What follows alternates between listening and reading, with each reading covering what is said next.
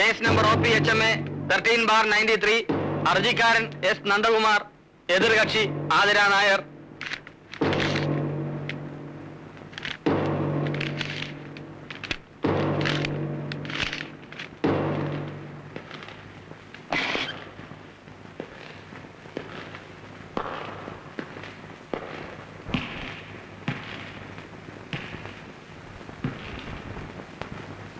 Divorce പെറ്റീഷനിൽ നിങ്ങൾ പറഞ്ഞിരിക്കുന്ന സംഗതികൾ സത്യമാണോ? സത്യമാണ്.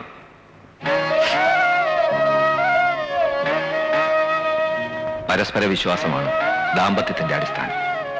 ആ വിശ്വാസം എനിക്ക് നഷ്ടപ്പെട്ടിരിക്കുന്നു. എന്റെ ഭാര്യയുടെ സ്വഭാവശുദ്ധിയിലും സത്യസന്ധതയിലും ഞാൻ സംശയാലുവാണ്. ഹർജിയോടൊപ്പം സമർപ്പിച്ചിട്ടുള്ള എന്റെ ഭാര്യ ആതിര നായരുടെ കൈപ്പടയിലുള്ള കത്ത് എന്റെ സംശയത്തെ സാധൂകരിക്കുന്നു.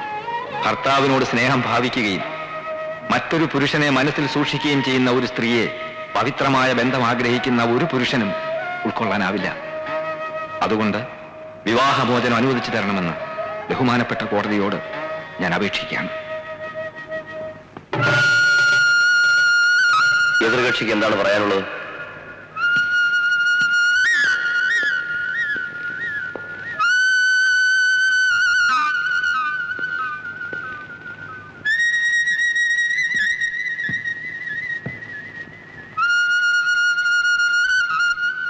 ഹർജിക്കാരൻ പറഞ്ഞത് കേട്ടല്ലോ.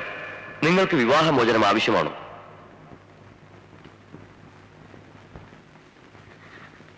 ഞാനങ്ങനെ ആവശ്യപ്പെട്ടിട്ടില്ല.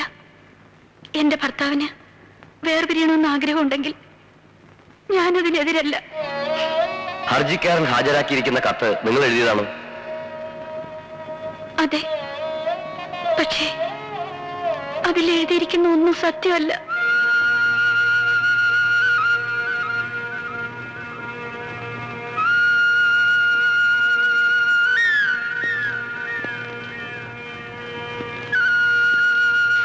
വിവാഹ ജീവിതം എന്ന് പറയുന്നത് പങ്കാളികളുടെ ഇഷ്ടാനുസരണം സ്വീകരിക്കാനും വേണ്ടെന്ന് വെക്കാനുമുള്ള നിസ്സാര സംഗതിയല്ല.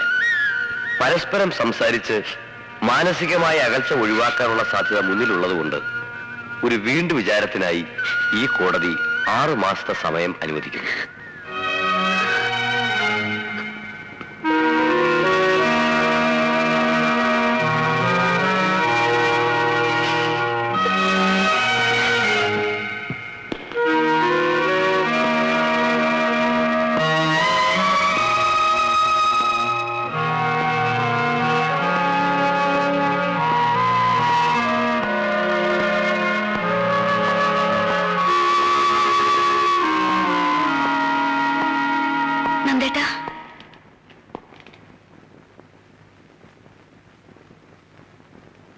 നന്ദേട്ടന്റെ വാദം കേൾക്കാൻ എന്നെ ഒന്ന് കോടതി കൊണ്ടുവരണമെന്ന് ഞാൻ പലപ്പോഴും പറഞ്ഞിട്ടുണ്ട്. പക്ഷെ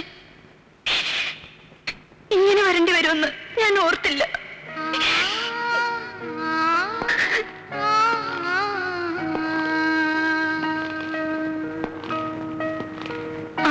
കഴിഞ്ഞ് എനിക്കെതിരെ വീണ്ടും വാദിക്കുമ്പോ ഞാൻ ചീത്തയാണെന്ന് മാത്രം പറയരുത്. പൊരുത്തപ്പെട്ടു പോകാൻ പ്രയാസമായതുകൊണ്ട് പിരിയണമെന്ന് പറഞ്ഞാൽ മതി. ഞാനും അങ്ങനെ തന്നെ പറഞ്ഞോളാം. എല്ലാവരുടെയും മുന്നിൽ വെച്ച് ചെയ്യാത്ത കുറ്റത്തിന് എന്നെ അപമാനിക്കരുത്. അനന്തമും വലുതാവുമ്പോ അവനും ഞാൻ ചീത്തയാണെന്ന് കരുതിയ പിന്നെ ഈ കേസിലും നന്ദേട്ടൻ ജയിക്കണം. പബ്ലിക് പ്രോസിക്യൂട്ടർ നന്ദകുമാർ ഒരു കേസിലും തോൽക്കരുത്. എന്റെ മോനോട് എനിക്ക് പറയാലോ, നിന്റെ അച്ഛൻ തോൽവി അറിയാത്ത പ്രശസ്തനായ ഒരു വക്കീലാണെന്ന്.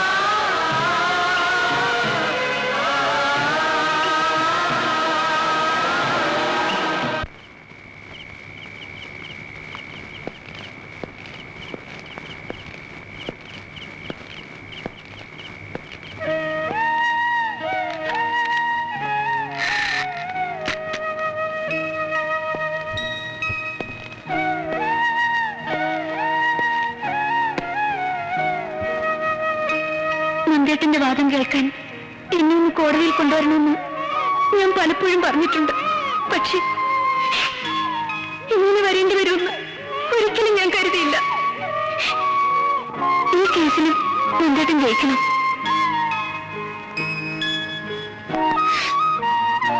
എന്റെ മോനോട് എനിക്ക് പറയാലോ, നിന്റെ അച്ഛൻ തോൽവി അറിയാത്ത ഒരു പ്രശസ്തനായ വക്കീലാണെന്ന്.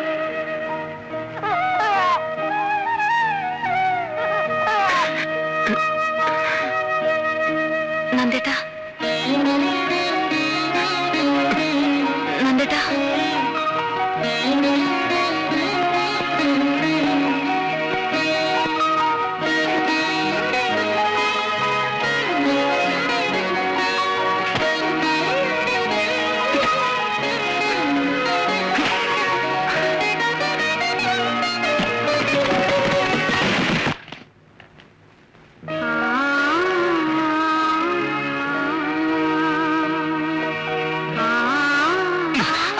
ഇന്നും വൈകുന്നേരം എന്താണ് കുത്തിവെക്കുന്ന അറിയണമല്ലോ.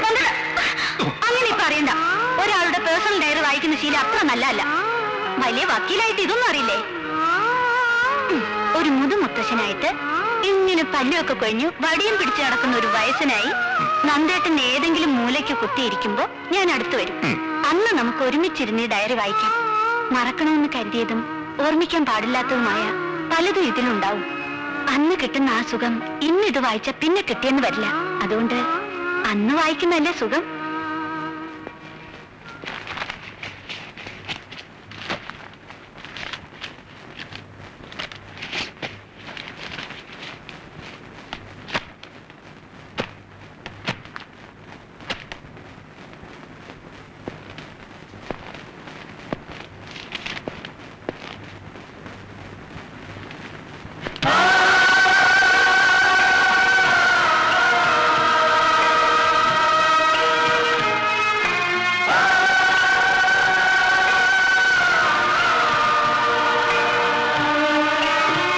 കുസൃതിത്തരങ്ങളൊക്കെ എഴുതി പിടിപ്പിച്ചിട്ടുണ്ടാവും.